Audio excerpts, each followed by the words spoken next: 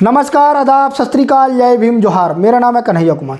दोस्तों, मैं आज बहुत ज़रूरी खबर आप लोगों के बीच में लेकर के आया हूं और ये खबर खासकर SC/ST OBC समाज के लोगों को सुनना बहुत ज़रूरी और जानना बहुत ज़रूरी है। वो इसलिए ज़रूरी है कि आप और हम लोगों के बीच में किस प्रकार से ये SC/ST OBC समाज को बरगला करके, चाहे वो BJP पार्टी हो चाहे कांग्रेस पार्टी हो, किस तरीके से हमारा वोट लेकर के वो राज्य में काबिज रहती है। इस चीज़ को समझना बेहद ज़रूरी है। वही समझना ये भी ज़रूरी है कि एक ही परिवार के लोग, BJP पार्टी हो चाहे कांग्रेस पार्टी हो, कैसे दोनों पार्टियों को एक ही परिवार के लोग चलाते हैं। इस चीज़ को बेहद ज़रूरी है समझना आप लोगों के बीच में।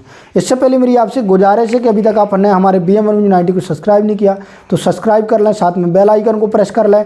वहीं यदि फेसबुक पर देख रहे हैं तो फेसबुक पेज को फॉलो कर लें। दोस्तों, हमें इतिहास में जाना पड़ेगा इस चीज़ को समझने के लिए। जो आज़ाद भारत देश के पहले प्रधानमंत्री थे वो पंडित जवाहरलाल नेहरू थे। इसके बाद इंदिरा गांधी जी प्रधानमंत्री बनी थी। इंदिरा गांधी जी के बारे में हम थोड़ा सा जान लेना चाहेंगे। गांधी जी जो थी वो मोतीलाल नेहरू की बेटी थी। उनको ये फिरोज नामक युवक से प्यार हो गया और गांधी परिवार ने फिरोज को गोद लिया और उनको गांधी नाम दिया। फिरोज गांधी और इंदिरा गांधी जी की शादी हो जाती है। शादी होने के बाद उनके दो बच्चे होते हैं, एक संजय गांधी और एक राजीव गांधी। संजय गांधी जी के लिए कहा जा रहा है कि एक हवाई यात्रा में उनकी दुर्घटना में मौत हो गई थी। इसके बाद जो राजीव गांधी जी थे वो भी एक बार प्रधानमंत्री बने, राजीव गांधी जी। राजीव गांधी जी की आपने देखा होगा कि उनकी मौत हो गई। लेकिन जो राजीव गांधी जी के बेटे हैं वो राहुल गांधी जी हैं। वहीं जो संजय जी गांधी जी के बेटे हैं वो वरुण गांधी जी हैं। आपको इस चीज़ को समझना होगा कि आखिरकार एक ही परिवार के लोग दोनों पार्टियों में बैठ करके दोनों पार्टियों को चलाते हैं। हम और आप लोगों को बरगलाने का काम करते हैं। आपने देखा होगा लगातार, चाहे वो BJP पार्टी हो चाहे कांग्रेस पार्टी हो, एक दूसरे पर आरोप प्रत्यारोप लगाते रहते हैं। वो कहते हैं कि SC/ST OBC समाज का भला कांग्रेस पार्टी ने नहीं किया, वो कहते हैं कि कांग्रेस वाले के BJP पार्टी ने नहीं किया। तो इस चीज़ को समझिए आप, एक ही परिवार के लोग दोनों पार्टियों में बैठ करके पार्टियां चलाते हैं, लेकिन हम और आप लोगों को गुमराह करने का काम करते हैं। आपने देखा होगा कि जो वरुण गांधी है और जो मेनका गांधी हैं वो कई बार मंत्री भी बन चुकी हैं। वहीं वरुण गांधी जी भी बन चुके हैं। वहीं आपने देखा होगा कि राहुल गांधी यहाँ पर कांग्रेस को लीड कर रहे हैं। तो इस चीज़ को समझना होगा कि दोनों एक ही चीज़ हैं, चाहे वो राहुल गांधी जी हों, चाहे वरुण गांधी जी हों, चाहे वो कांग्रेस पार्टी हो, चाहे BJP पार्टी हो।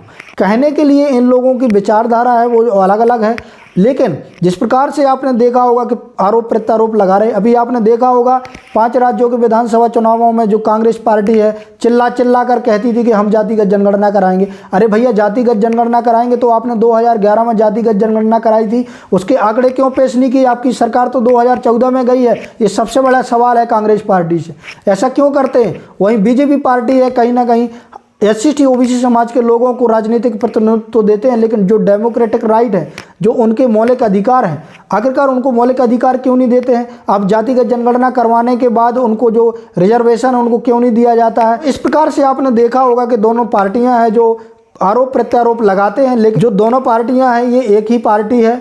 आप लोगों को लेकिन एक चीज़ समझना होगा SC/ST OBC समाज के लोगों को कि आखिरकार जो आपकी सामाजिक न्याय की लड़ाई है वो कौन लड़ती है। आप जानते हैं, मैंने बता भी दिया आप लोगों को, चाहे वो BJP पार्टी हो, आपको राजनीतिक प्रतिनिधित्व दे करके अंदर से वो खोखला करने का जो काम कर रही है संविधान को। आपने देखा होगा ऐसे सोशल मीडिया पर कई प्रकार से आरोप लगाए जाते हैं।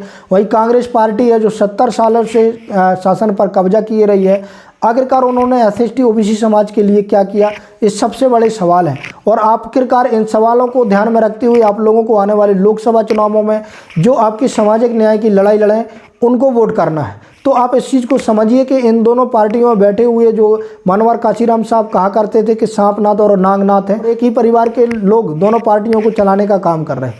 तो इस चीज़ को खासकर SC/ST OBC समाज के लोगों को समझना होगा। अंत में BM 90 की आपसे गुजारिश है कि अभी तक आपने हमारे चैनल को सब्सक्राइब नहीं किया तो सब्सक्राइब कर लें, साथ में बेल आइकन को प्रेस कर लो, वहीं वीडियो को लाइक जरूर कर दें। धन्यवाद।